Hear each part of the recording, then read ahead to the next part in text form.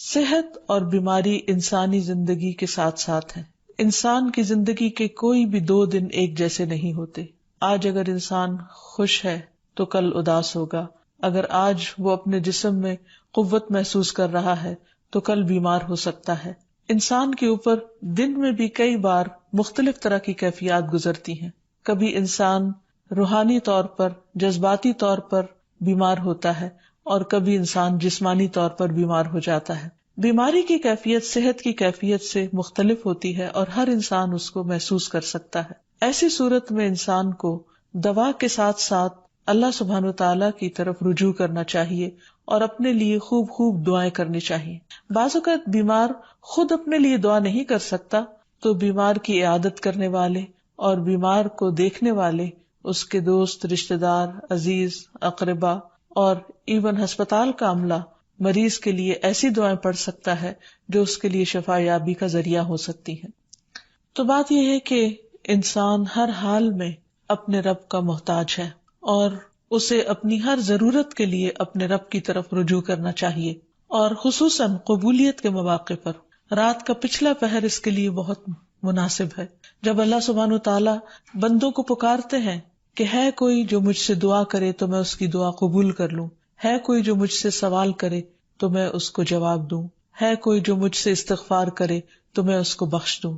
تو جب انسان بیمار ہو اور خصوصاً اگر ایسی بیماری کا شکار ہو کہ جس میں بظاہر شفا کی کوئی امید نہ ہو، تو اسے اور بھی زیادہ خشوع و خضوع کے ساتھ اور ایسے اوقات میں اللہ تعالیٰ کی طرف رجوع کرنا چاہیے کہ جلد از جلد صحت یابی ہو سکے. اور اس سلسلے میں کبھی بھی انسان کو اللہ تعالیٰ سے مایوس نہیں ہونا چاہیے. پھر یہ بات یاد رہے کہ جب انسان دعا کرے تو اس سے پہلے اللہ سبحانہ وتعالیٰ کی تعریف کے کلمات کہنا نہ بھولے. تو آئیے آج ہم آپ کو دعا کرنے سے پہلے کچھ نئے کلمات بتائیں گے جو اللہ سبحانہ وتعالیٰ کی حمد و ثنا پر مبنی ہے. ربنا لک الحمد ملء السماوات والارض وملء ما شئت من شيء بعد اهل الثناء والمجد احق ما قال العبد وكلنا لك عبد اللهم لا مانع لما اعطيت ولا معطي لما منعت ولا ينفع ذا الجد منك الجد. اے ہمارے رب، تمام تعریفیں تیرے ہی لیے ہیں جن سے آسمان اور زمین بھر جائیں اور اس کے بعد جو تو چاہے وہ بھی اس سے بھر جائے. تو ہی تعریف اور بزرگی کے لائق ہے. بندے جو کہتے ہیں تو ان کا سب سے زیادہ حقدار تو ہے اور ہم سب تیرے بندے ہیں. اے اللہ، جسے تو عطا کرنا چاہے اس سے کوئی روک نہیں سکتا اور جسے تو نہ دینا چاہے اسے کوئی دے نہیں سکتا، اور کسی مرتبے والے کی بزرگی تیرے سامنے کوئی فائدہ نہیں دے سکتی. یعنی اللہ سبحانہ وتعالیٰ کے علاوہ کوئی بھی اور ایسا نہیں ہو سکتا جو انسان کی مشکل کو آسان کر سکے. تو آئیے اس کے ساتھ ہم دیکھتے ہیں کہ بیماری کے اسباب کیا ہوتے ہیں، بیماریاں کیوں آتی ہیں. سب سے پہلی بات تو یہ کہ بیماری اللہ کے اذن سے آتی ہے. جب تک اللہ سبحانہ وتعالیٰ کا اذن نہ ہو انسان پر کوئی کسی قسم کی مشکل آ نہیں سکتی. قرآن مجید میں آتا ہے ما اصاب من مصیبت الا باذن اللہ. جو بھی مصیبت آتی ہے وہ اللہ کے اذن سے آتی ہے اور وہ تقدیر کا حصہ ہوتی ہے، اور اس میں اللہ سبحانہ وتعالیٰ کی حکمت اور مشیت کار فرما ہوتی ہے. اور وہ کیا ہو سکتی ہے؟ مثلاً اللہ تعالیٰ کسی بندے کے ساتھ بھلائی کا ارادہ کرتے ہیں، اس کے گناہ معاف کرنا چاہتے ہیں، اس کو کسی خاص چیز کی سمجھ دینا چاہتے ہیں تو اسے تکلیف میں مبتلا کر دیتے ہیں. کیونکہ بعض اوقات انسان زندگی میں اتنا مصروف ہوتا ہے اپنے روزانہ کے روٹین کے کاموں میں کہ وہ ٹھہر کر، رک کر، خاموشی کے ساتھ وقفہ لیے بغیر کوئی ایسی بات سوچتا نہیں کہ جو اسے سوچنی چاہیے، جو اللہ تعالیٰ چاہتے ہیں کہ وہ سوچے. تو جب انسان بیمار ہو جاتا ہے تو ایک اور کنڈیشن میں آ جاتا ہے، وہ آرام کی کیفیت میں آ جاتا ہے. ایسی صورت میں انسان کو وہ باتیں بھی سوچنے کا موقع مل جاتا ہے جو عام طور پر وہ نہیں سوچتا.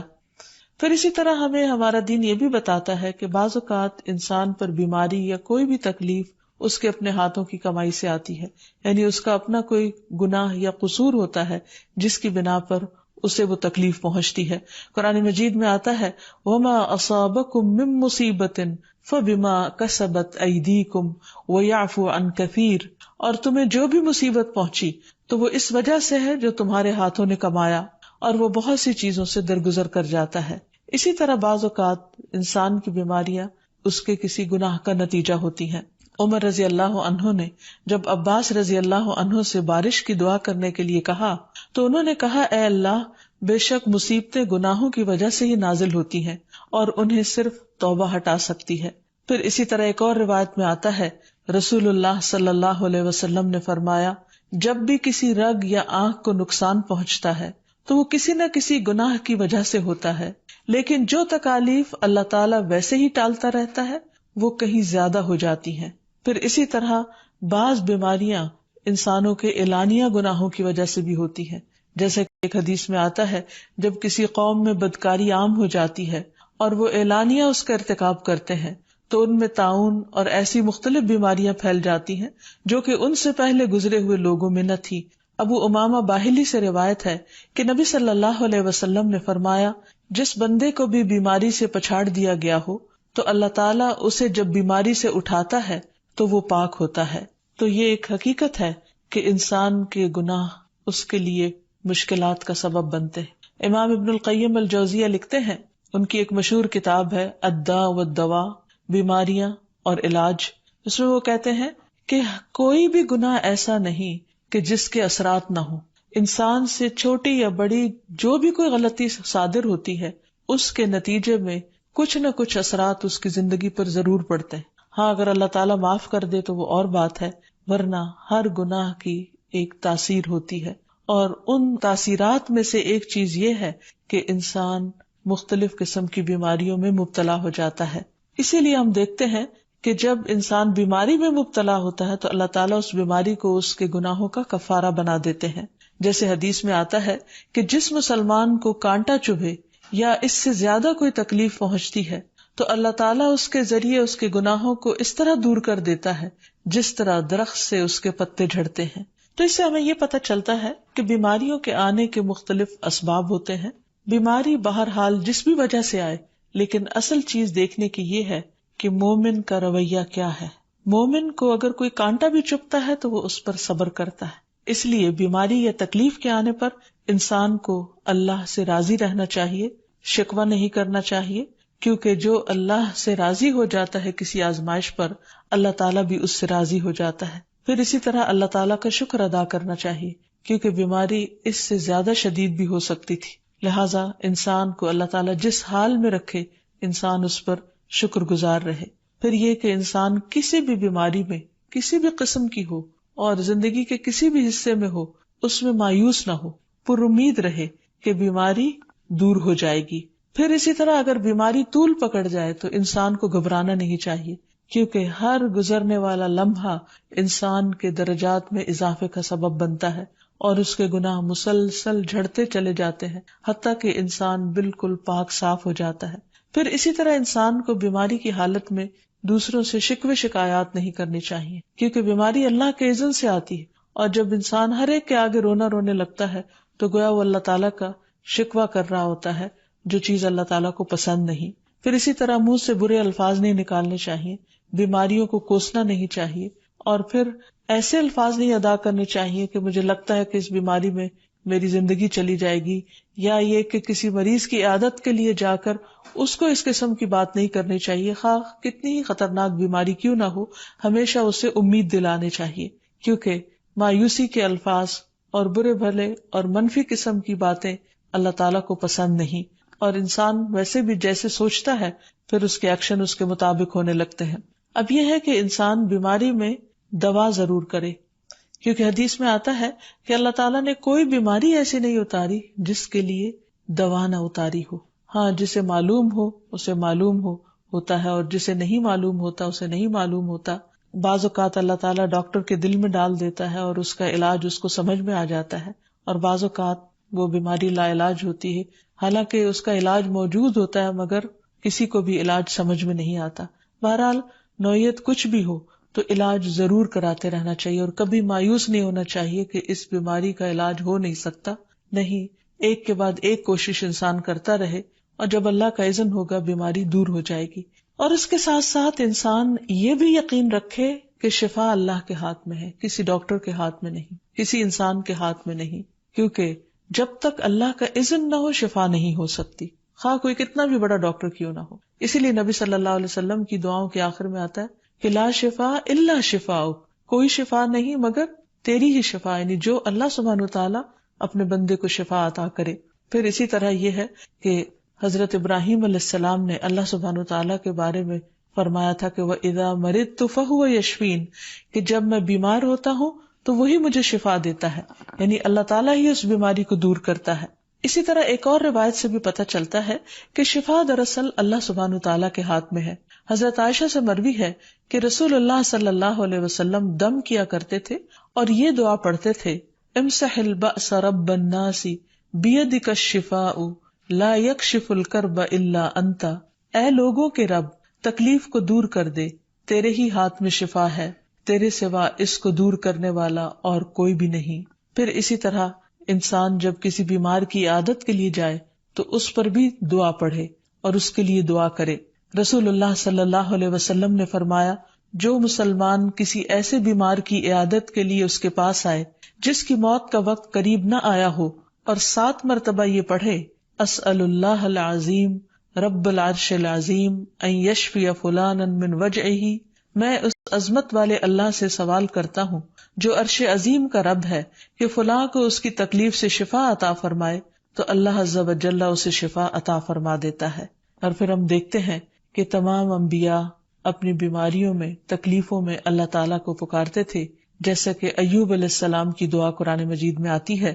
اور ایوب جب اس نے اپنے رب کو پکارا کہ بے شک مجھے تکلیف پہنچی ہے اور تو رحم کرنے والوں میں سب سے زیادہ رحم کرنے والا ہے، تو ہم نے اس کی دعا قبول کر لی، بس اسے جو بھی تکلیف تھی اسے دور کر دیا اور اسے اس کے گھر والے اور ان کے ساتھ ان کی مثل اور عطا کر دیے اپنے پاس سے رحمت کے لیے اور ان لوگوں کی یاد دہانی کے لیے جو عبادت کرنے والے ہیں۔ اسی طرح رسول اللہ صلی اللہ علیہ وسلم نے ایک اور موقع پر ایک صحابی عثمان بن ابی عاص الثقفی کو ایک دعا سکھائی۔ جب وہ نبی صلی اللہ علیہ وسلم کے پاس حاضر ہوئے، وہ کہتے ہیں مجھے اتنی تکلیف تھی کہ قریب تھا کہ وہ مجھے ہلاک کر دیتی، تو نبی صلی اللہ علیہ وسلم نے مجھے فرمایا، اس درد کی جگہ پر اپنا دایاں ہاتھ رکھو اور 7 مرتبہ کہو، بسم اللہ اعوذ بعزت اللہ و قدرتہ من شر ما اجد و احاذر، اللہ کے نام کے ساتھ میں پناہ مانگتا ہوں اللہ کی عزت کی اور اس کی قدرت کی اس شر سے جو میں محسوس کرتا ہوں، یعنی اس تکلیف سے بچنے کے لیے جو مجھے محسوس ہو رہی ہے اور جس سے میں خوف محسوس کرتا ہوں۔ عثمان کہتے ہیں کہ جب میں نے یہ پڑھا تو اللہ سبحانہ وتعالیٰ نے مجھے شفا عطا کر دی۔ پھر اسی طرح ہر بیماری سے شفا کی دعا نبی صلی اللہ علیہ وسلم نے سکھائی۔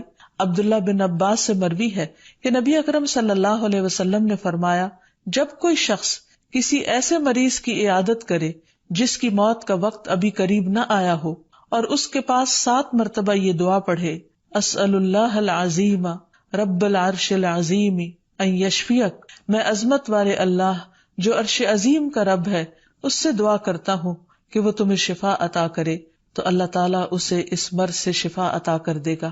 پھر اسی طرح نبی صلی اللہ علیہ وسلم اگر کسی کو کوئی پھوڑا بنسی ہوتی تو اپنے لعاب دہن کے ساتھ زمین کی مٹی تھوڑی سی لے کر اس درد تکلیف والی جگہ پر لگاتے تو اس سے بھی شفا ہوتی۔